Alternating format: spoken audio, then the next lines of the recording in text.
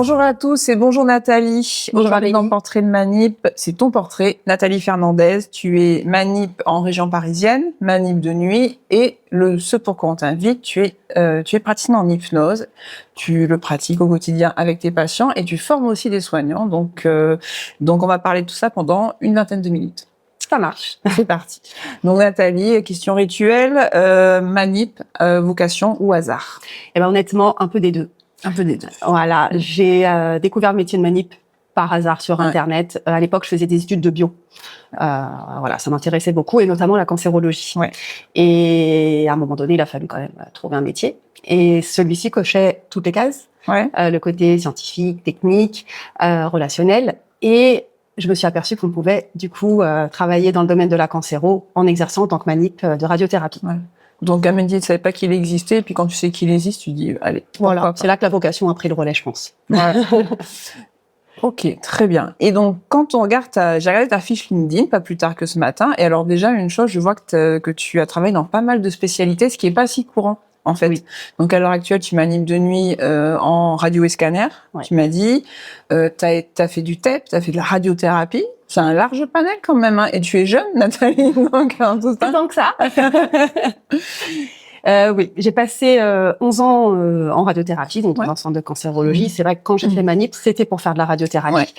Et puis, voilà, après comment dire, les situations personnelles, les évolutions professionnelles aussi ont fait que je suis partie quelques années en TEP, ce qui m'a permis d'être quand même toujours un petit peu dans la cancérologie.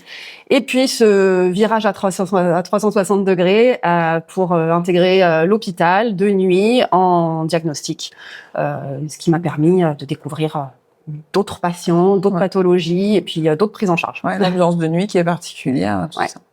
Et alors, donc déjà, parmi cette carrière fournie, déjà, il y a quelques années, tu as voulu mettre un twist à ta carrière et tu te dis, tiens, l'hypnose, pourquoi pas? Oui.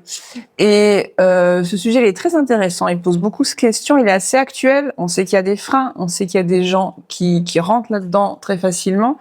Comment toi, tu t'es dit, tiens, si je faisais de l'hypnose et si je l'intégrais dans mon métier? C'est ça ma question. Eh bien, ça s'est fait quand j'étais en radiothérapie.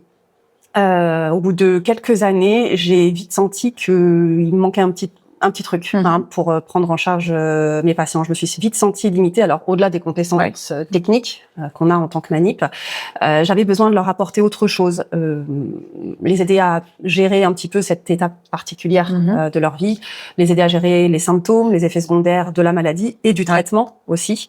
Et en fait, l'hypnose, c'est pas une révélation, une prédisposition. Je me suis renseignée un petit peu sur ce que je pouvais faire et c'est une technique qui s'est avérée à ce moment-là la plus adaptée pour répondre à cette problématique.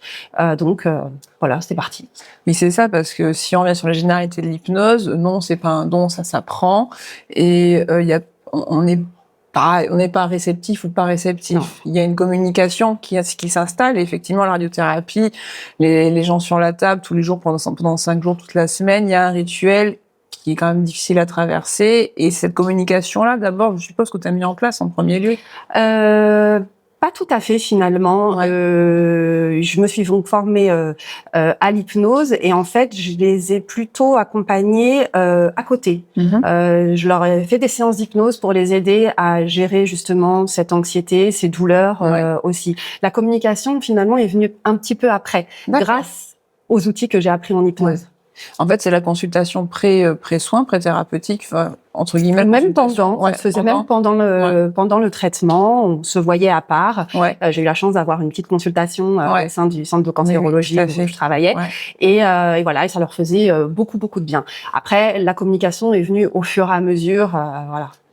Non, c'est vrai que finalement, sur cet aspect soignant du Manip, que l'on revendique, que l'on défend, quand c'est bien, mais finalement, des fois, il y a peut-être on a un petit manque de formation et d'information à ce sujet. Exactement. Et pour ça, toi, en parallèle, ce que tu as mis en place, et c'est comme ça que moi, personnellement, je t'ai découvert, t'as une page Instagram qui s'appelle Parole d'hypnose. Donc, allez suivre Parole d'hypnose. Et en fait, elle est géniale, c'est parce qu'il y a plein de tips du quotidien du Manip qui parlent vraiment pour le coup, les manips vont se reconnaître et même les infirmiers plus large, tous les soignants vont se reconnaître sur la communication à avoir pendant une perfusion, comment rassurer un patient, le langage non verbal, etc. Et déjà, elle est super, cette page, elle est hyper fournie. On peut suivre les réels. Et alors, au-delà, t'avais envie de partager ça? Tu sentais qu'il y avait un manque de... Ouais. En fait, comme tu dis, il y a un vrai manque d'information et de formation au sein des manips, et pas que. On est très bien formé techniquement, ça, il y a aucun souci. On sait faire des belles images, on sait respecter des protocoles, on sait gérer l'urgence, la radioprotection, la démarche qualité, tout ça. Mais par contre, on ne dispose pas d'outils relationnels. Et finalement, la prise en soin, c'est pas que des compétences techniques qui nous permettent de faire un bon examen. C'est aussi des compétences relationnelles et donc communicationnelles qui, elles, vont plutôt venir agir sur le vécu, le ressenti, l'expérience patient. Parce qu'en fait, un patient, quand il rentre chez lui, quand on lui demande si l'examen s'est bien passé, il sait pas si on a fait une belle image, si on a réduit la dose, si, voilà. Lui, il sait si il a été bien pris en charge, si on a réussi à calmer son anxiété, si on a réussi à anticiper sa douleur, voilà. Et ça va nous permettre, grâce à des simples mots, des phrases bien choisies, une attitude aussi, d'annoncer une injection, de justifier une attente, un retard, d'anticiper une douleur, de redonner du contrôle en fait au patient. Ah oui, non, tout à fait. Et comme tu dis, finalement, on a à peu près la même génération, on n'a pas tellement été formés à tout ça. On apprend l'humain tel qu'on le connaît, non intrinsèquement, mais finalement, l'hypnose fait partie de ces nouvelles compétences à avoir pour être un soignant complet finalement. Et le manip est un soignant complet, ça lui manque autant qu'aux autres finalement. Bien sûr. En fait, la réalité du terrain, c'est ça, c'est que on sait pas ce qu'on a pu en cours. C'est qu'on est avec des patients qui ont mal, qui ont peur, qui ont perdu leurs repères, parfois qui sont agressifs, complètement perdus. Et pour ça, qu'est-ce qu'on fait? Voilà, c'est ça. On n'a pas les outils pour ça. Et puis en plus, en tant que manip, mais même c'est valable pour les autres soignants, on nous demande beaucoup, très vite, dans des contextes tendus, et on n'a pas des outils relationnels qui devraient faire partie intégrante du métier. C'est ça. Et ça, tu le défends très très bien. Et donc, tu as décidé de passer par les réseaux sociaux pour aller capter le maximum de personnes. Moi, ça m'a capté. Je pense que je suis pas la seule. Et c'est hyper important parce que finalement, c'est aussi comme ça qu'on accède à ces informations-là. Est-ce que les écoles de manip à l'heure actuelle permettent ça? Est-ce que le temps dans les programmes le permet? En tout cas, c'est une piste de développement. Ouais, c'est vrai qu'en discutant avec les jeunes manips ou les élèves qu'on peut croiser dans le service, j'ai l'impression que c'est abordé rapidement, très superficiellement, mais ça va pas plus loin. Donc moi, ce que j'essaye de faire avec Parole d'hypnose, bien sûr, c'est pas de transformer tous les soignants en hypnopraticiens, mais c'est juste de donner des petits tips qui sont très très terrain, très concrets, applicables tout de suite et qui vont pas venir ralentir le manip ou alourdir sa charge de travail. C'est pas le but. Oui, c'est ça. Et finalement, on en discutait juste avant, on remarque que l'expression prise en soin prend de plus en plus le pas sur l'expression connue, utilisée sans réfléchir, de prise en charge des patients. La prise en soin est en train de rebattre un petit peu les cartes et à la faveur certainement de ces compétences de communication et d'attitude que tu défends par l'hypnose. Et c'est sans doute une bonne chose pour le métier en général. Alors c'est une super bonne chose pour le métier, donc bien sûr pour les patients. Voilà, on s'est aperçu que avec des simples mots, des phrases bien construites, une attitude appropriée, on allait pouvoir guider, gérer l'anxiété, la diminuer en tout cas, améliorer la coopération aussi, faciliter l'examen, voire même le réaliser. Parce que des fois, on n'y arrive pas. Et puis à l'inverse, des phrases mal choisies, mal construites vont pouvoir, par contre, augmenter l'anxiété. Alors que c'était pas ce qu'on voulait. C'était pas ce qu'on voulait. On est des soignants, on est bienveillants, mais on a un vocabulaire quand même très technique. Ouais, c'est vrai. Voilà. C'est vrai. Donc l'hypnose et la communication thérapeutique vont venir améliorer ça. C'est-à-dire que les consignes, on va toujours les donner. Les consignes, les conseils, on va toujours faire la même chose, mais d'une manière un petit peu différente. Voilà. Et ça va faire du bien aux soignants, aux patients, mais aux soignants aussi, parce qu'on va être beaucoup moins dans la lutte aussi. Oui, c'est ça. Ça va être beaucoup plus fluide. Voilà, ton patient collabore, le soin se passe Exactement. bien, toi, ta journée se passe mieux, et tout le monde est mieux finalement. Voilà, tout le monde y gagne, c'est Ouais. hyper satisfaisant. Et donc, ce que tu disais, c'est que t'engages pas tout le manip à devenir hypnopraticien, mais toi, tu l'es. Donc toi, tu t'as quand même formé sur un temps long. Ouais. Et aujourd'hui, tu formes des soignants, des maniques, mais pas uniquement, des infirmiers, des médecins. Et en fait, une formation, en fait, comment ça se passe, une formation en hypnose quand on est soignant? Qu'est-ce qu'on va viser? Voilà, je suppose qu'on va pas faire tomber les gens par terre. Non, Pas bien sûr. C'est pas Souvent, la formation en hypnose débute de toute manière par une partie communication. On est obligé, c'est des outils communicationnels.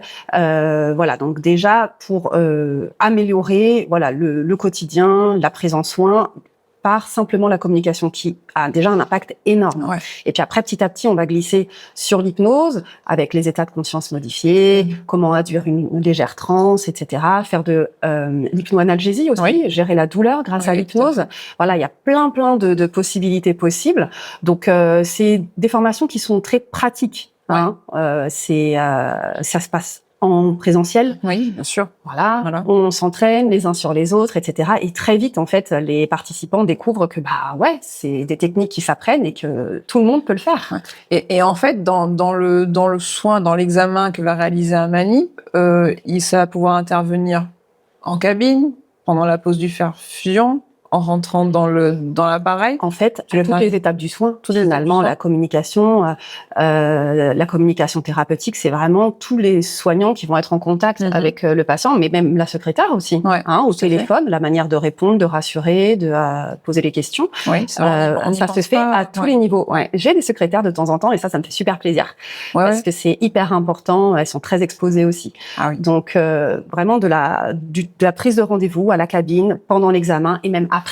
Voilà, c'est la communication, c'est tout du long. Après l'hypnose, ça va un petit peu plus loin, effectivement, ça va demander un peu plus de temps.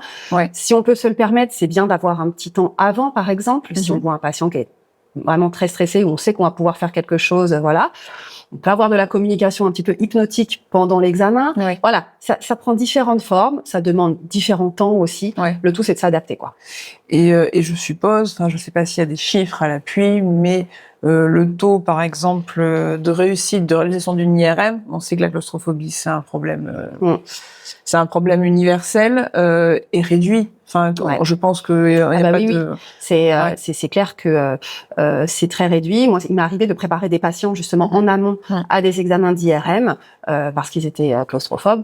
Personnellement, j'ai pas eu d'échec. Ouais. Voilà. Et pourtant, j'étais pas sur place. Je les préparais à l'avance et après, ils allaient faire leur IRM tout seuls. Donc ça, c'est super. Donc ça réduit le taux d'échec, ça améliore aussi les chances de guérison pour le patient. Enfin bon, voilà.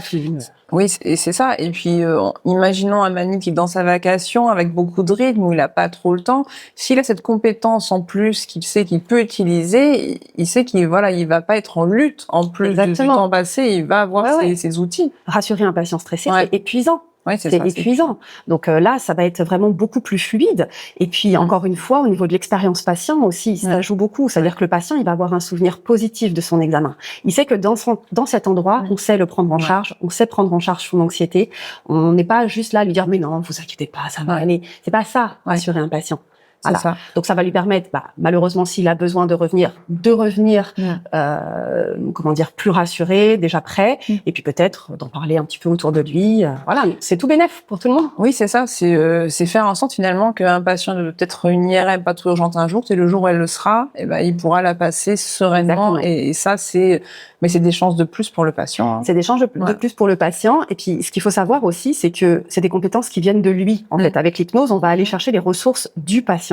C'est lui qui bosse. Ouais. Et donc du coup, ça lui permet de reprendre un petit peu confiance en soi, de reprendre le contrôle.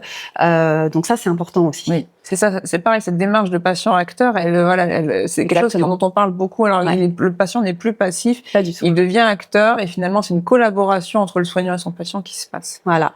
Et c'est vrai qu'avec l'hypnose, on a tendance à penser qu'on a un soignant un petit peu manipulateur, pour le coup. Ouais, c'est vrai. Et alors, pas du tout. Voilà, en hypnose médicale, c'est vraiment, on va aller chercher les ressources du patient et c'est lui qui va travailler, c'est lui qui va reprendre le contrôle. Voilà, donc c'est hyper intéressant. D'accord. Très bien.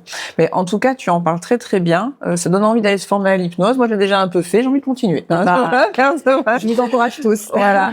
Et donc, bon courage pour le travail de nuit. Merci. T'arrives à mettre en place au travail de nuit aussi. Oui, alors c'est autre chose. C'est autre chose, hein. C'est voilà, c'est des patients différents, des pathologies différentes, et puis même nous, on a un état différent la Oui, nuit. c'est ça. Voilà, mais il y a des petites choses à faire quand même. Ouais, Il y a toujours des choses à faire.